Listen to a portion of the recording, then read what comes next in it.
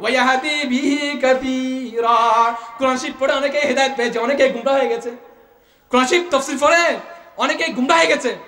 তাকওয়া না থাকার কারণে, খোদার ভয় না থাকার কারণে। আমার ভয় অন্তরে রাখো, যেখানে থাকো যেভাবে থাকো আমি আল্লাহকে ভয় করো, নবীর সুন্নাহ মোতাবেক জীবন গঠো। ছোট্ট জিন্দেগি গঠন করতে হবে বন্দেগী দ্বারা। এই বন্দেগী নবীর তরিকা মতো হতে হবে, নবীকে সুন্নাতকে ধারণ করতে মহব্বত করতে হবে। যুবক ভাইরা, নবীর সুন্নাত দাড়ি মুবারক গুরুত্বপূর্ণ বিষয়, দৃশ্যমান সুন্নাত। আপনি যখন কবরে গেলেন দাড়ি আছে, দৃশ্যমান সুন্নাতটা দেখা গেল নবীর সুন্নাত।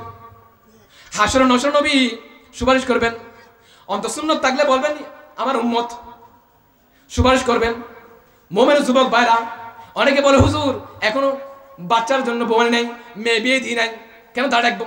ইম্পসিবল। দাড়ি পুরুষের পুরুষত্ব, পুরুষ সৌন্দর্য দাড়ি, নবীর সুন্নাত। প্রত্যেক নবীর রাসূল দাড়ি ছিলেন। নবীর সুন্নাতকে মহব্বত করো, ভালোবাসো। মান আহাব্বা সুন্নতি ফাকাদ আহাব্বানি, যে ব্যক্তি আমার নবীকে সুন্নতকে মহব্বত করলো মানে আমি রাসূলকে মহব্বত করলো। যে আমার সুন্নতকে মহব্বত করা মানে আমাকে মহব্বত করা, আমাকে মহব্বত করা মানে আল্লাহকে মহব্বত করা, আল্লাহকে মহব্বত করা মানে জান্নাতের ফয়সালা হয়ে যাবে। সুবহানাল্লাহ।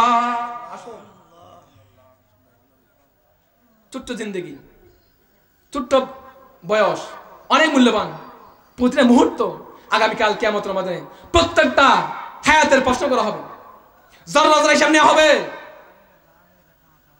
দিনের পথে কতক্ষণ সময় বিয়ে করেছো, গান বাজনায় কতক্ষণ সময় বিয়ে করেছো, মাহফিলে কতক্ষণ ছিলে, যারা হিসাব দেওয়া লাগবে।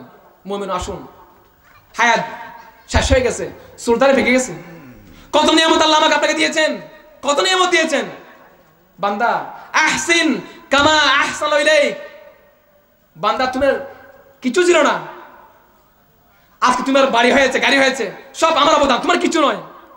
কুনতা মিসকিনান ফাগনাইতু, তুমি নিঃস্ব ছিলে, অসহায় ছিলে, আমি তো দুনিয়া বানিয়েছি, দুনিয়া আমি বানিয়েছি। কুনতু জাহিলান, তুমি মূর্খ ছিলে, ফাআল্লামতু, আমি তোমাকে শিক্ষিত করেছি, তোমাকে আমি জ্ঞান দিয়েছি।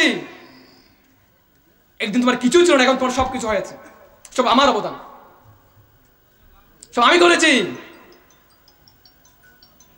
আসুন, খোদার ভয়, যেখানে যায় মানুষ কষ্ট দিবেন না, ইজ্জত দিয়ে কথা বলবেন। সমাজে অনেক মানুষ আছে নিজেকে অনেক বড় মানুষ মনে করে, আরেকজনকে মানুষ মনে মূল্যায়ন করে না, নিজেকে মানুষ মনে করে না, নিজেকে ওভার এস্টিমেট করে, অফারকে আন্ডার এস্টিমেট করে, নিজেকে মানুষ বলে মনে করে না। ইজ্জত দেন, ওয়ালিল্লাহিল ইজ্জাতু ওয়ালিরাসূলিহি ওয়ালিল মুমিনিন। ইজ্জত আল্লাহর, ইজ্জত রাসূলের, ইজ্জত ইমানদারদের। কিন্তু মুনাফিক যারা, তারা বুঝে না, নবীর সম্মান তারা বুঝে না। আসুন, প্রত্যেকে সম্মান করি, তাজিম করি। আমার প্রিয় উপস্থিতি, আমাদের মেহমান চলে আসছেন, বিশেষ করি আমার বন্ধুবার মাওলানা মিসবাউদ্দিন বদরী সাহেব আপনার সামনে সুন্দর আলোচনা করবেন। আমি আপনার এলাকার সন্তান, আমাদের দোয়া করবেন, আপনি দোয়া করবো। বিশেষ করে যা আলোচনা হয়েছে, আল্লাহ পাক আমাকে আমার তৌফিক দান করুক, আপনি আমার তৌফিক দান করুক। লা ইলমা ইনদি ওয়া লা ইলমা ইনদাল্লাহ। আসসালামু আলাইকুম ওয়া রাহমাতুল্লাহ। করতে হবে, আমার রাসূলকে খুশি করতে হবে। সুবহানাল্লাহ। এমন কথা বলা যাবে না যে কথার কারণে নবীর শানে বেয়াদবি হয়, নবীর মনে আঘাত যায়, নবীর মনে কষ্ট লাগে। আমার আল্লাহ বলেন, বান্দা শুনো, তোমরা একজন আরেকজনকে যেভাবে ডাকো, যে নাম ধরে ডাকো, আমার নবীর শানে এরকম শব্দ দিয়ে উচ্চারণ করা যাবে না, নবীকে এরকম শব্দ দিয়ে ডাকা যাবে না। আমার আল্লাহ বলেন, লা তাজআলু দুআর রাসূলি বাইনাকুম কাদুআই বাদিকুম বাদা।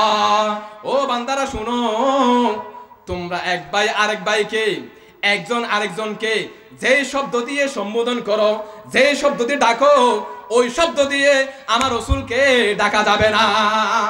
আমার রাসূলের সাথে বেয়াদবি হয়, এরকম শব্দ উচ্চারণ করা যাবে না।